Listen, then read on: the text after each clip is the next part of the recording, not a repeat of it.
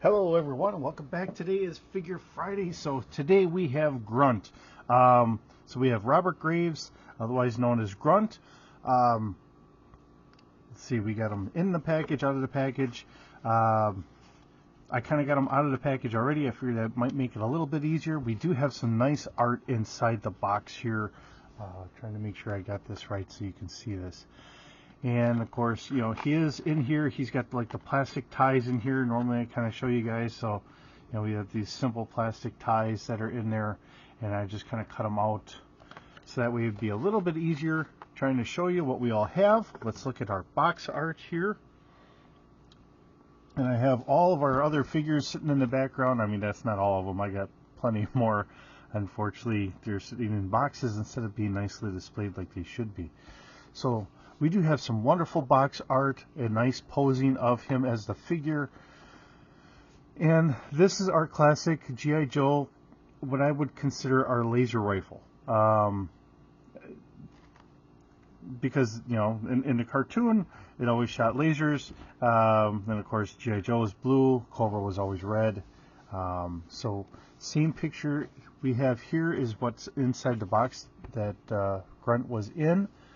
And we have all the different things, and we do have a helmet for him, and then to me, a generic helmet. So I pulled out one of the steel core figures so we can kind of match up the helmets and see if that works out, because to me, Grunt is more of a kind of a generic looking Joe. So I just really wanted to see if he really was more of a generic looking Joe, or if he had some really iconic looks, kind of like a lot of the others. And I did see that he had the different helmet there. So, you know, if you got multiples of Grunt, would he really pass as a green shirt? Or is he going to be more iconic that you're going to really want to just have one of them? So these are my thoughts. So again, if I'm thinking about it, then maybe somebody else is thinking the same thing.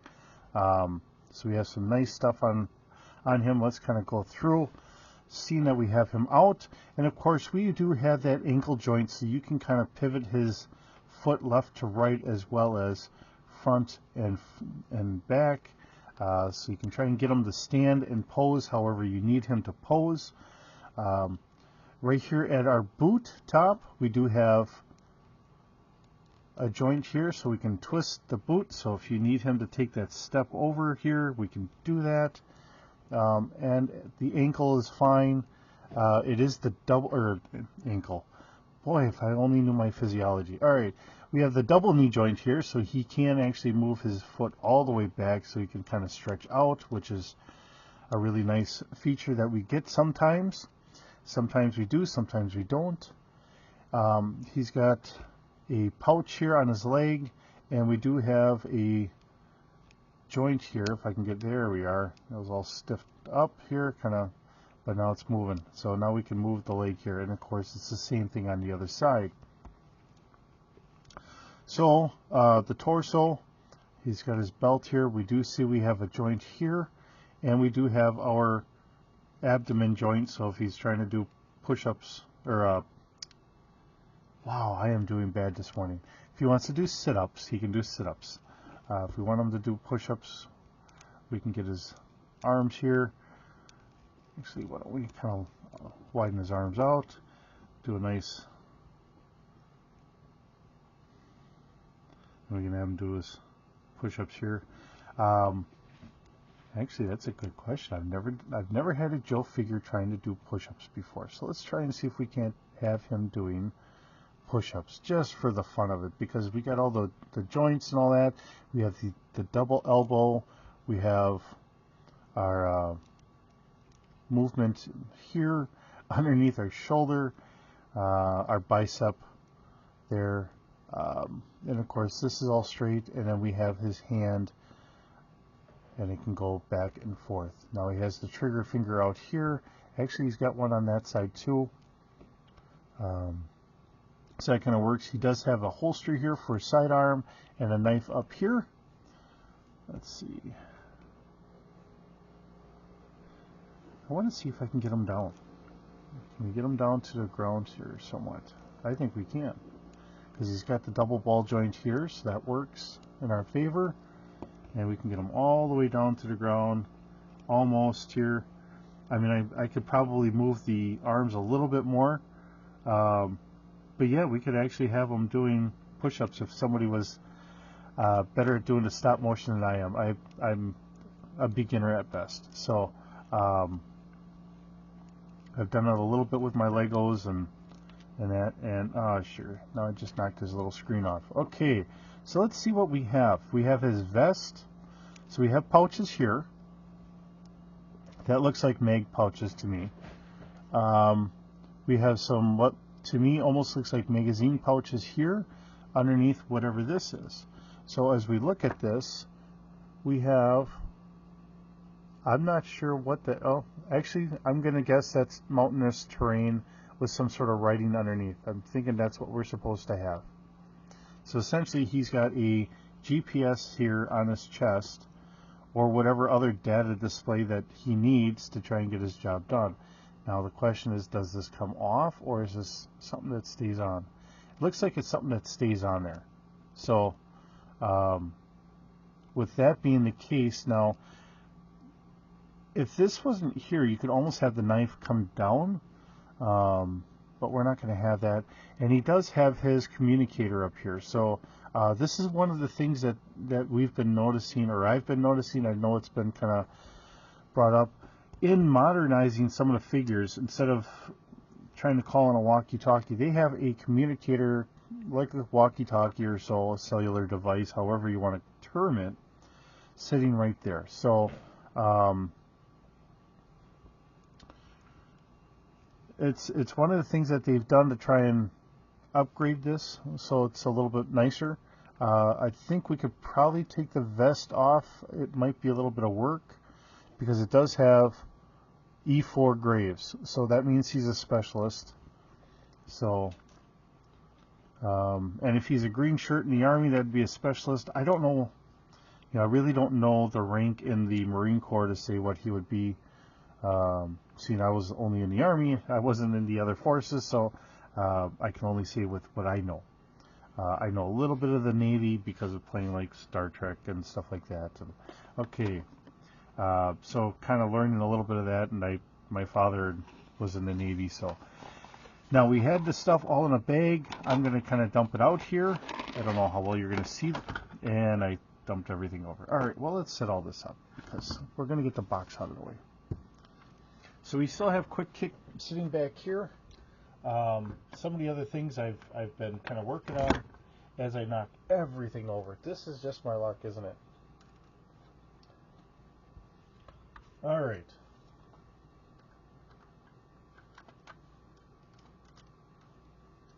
So some of the things I kind of wanted to get into at some point, and I guess I'm going to kind of get into it a little bit here today, not too hardcore into it, but just wanted to bring it out.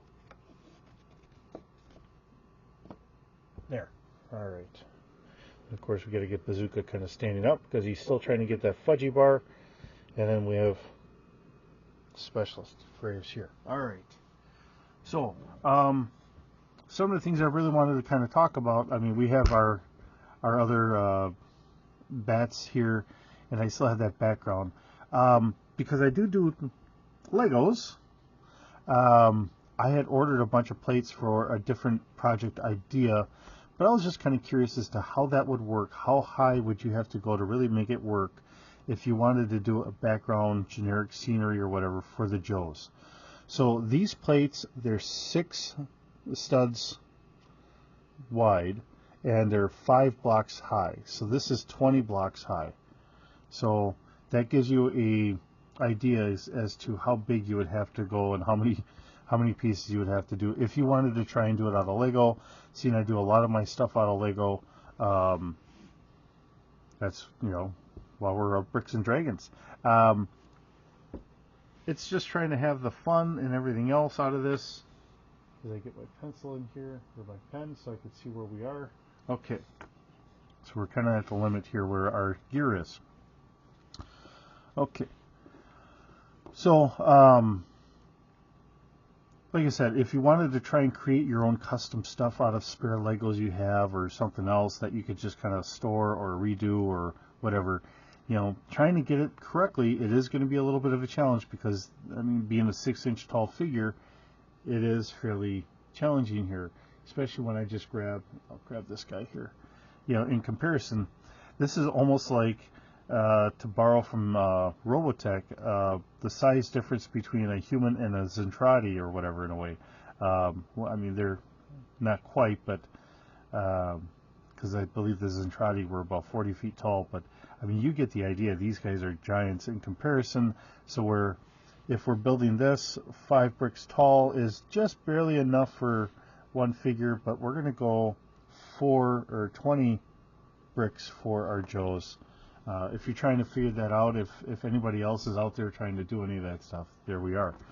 Okay, so we do have a nice helmet for them, and it looks like it's got a attachment spot, although I don't think you're going to be able to attach anything. It's their newer helmet designs for having like night vision goggles and all that stuff. This is more the modern look at it, and then this would be an added part on there. I'm not a big fan of the newer style in a way. I don't know. I had the old helmet, and keep in mind that was over 30 years ago. So, when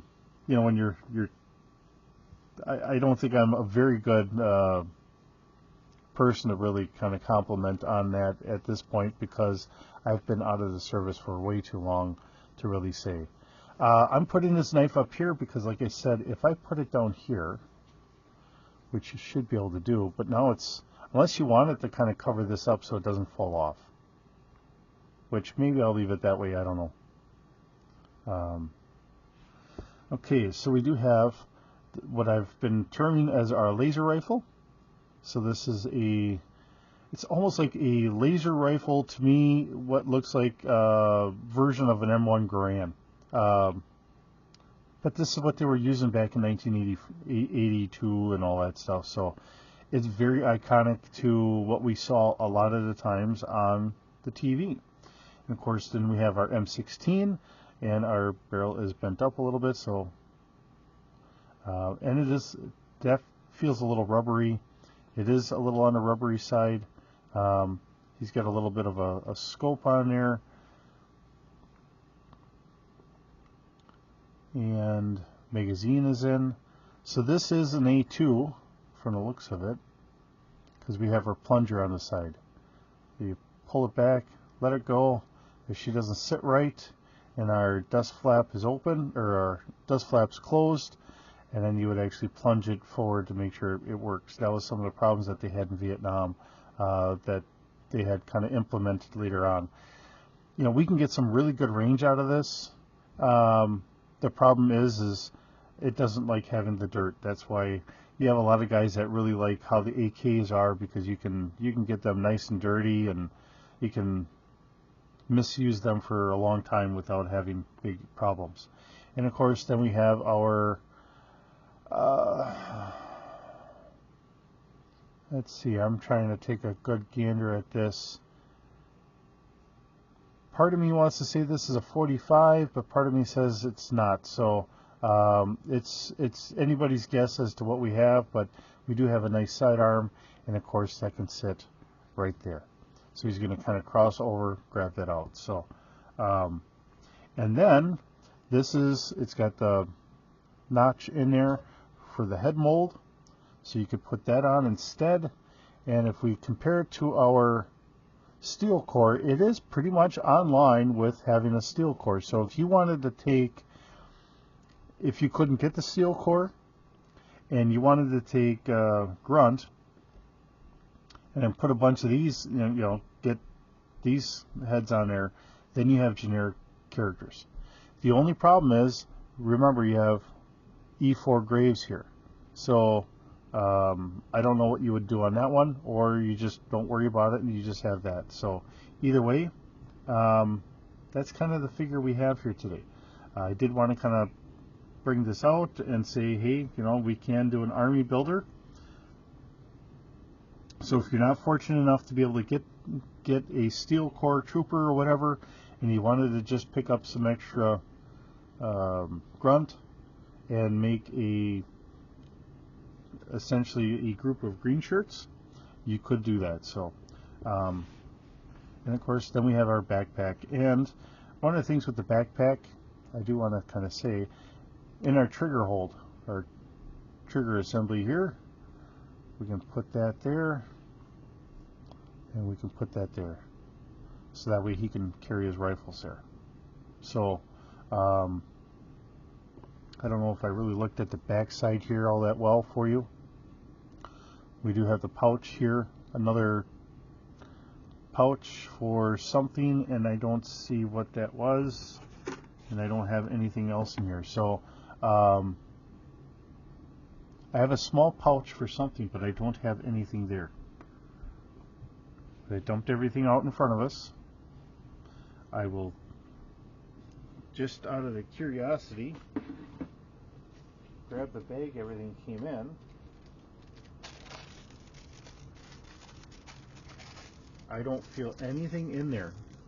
So, and then let's look at the box again to see if there's anything small. There's nothing small here, but he does have a pouch on the back. So, I don't know if you find anything that would fit in there, unless, I'm sorry, quick kick, we're going to steal your, no, that's going to be too big. We can't steal the fudgy bar and put the fudgy bar in there. So, so at least we know that Graves can't steal the fudgy bar and hide it.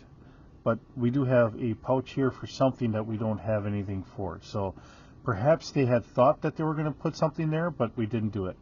So otherwise, it's a nice figure. He has that kind of generic look. He could very well work as a green shirt, and we do have a helmet. So if you wanted to do that, we could make green shirts out of him. And we just go from there. So it's nice having the sidearm as well as two different rifles that we can use. So depending on how you want to run them, how you want them to look, we have the little bit of an option there. So, and having a little computer here, that works pretty well too. If you want to say it's a multi-use computer instead of just a GPS, that's a-okay. And we can go from that point. So with that, hope you're having a wonderful day. Thanks for visiting. We'll see you in the next video.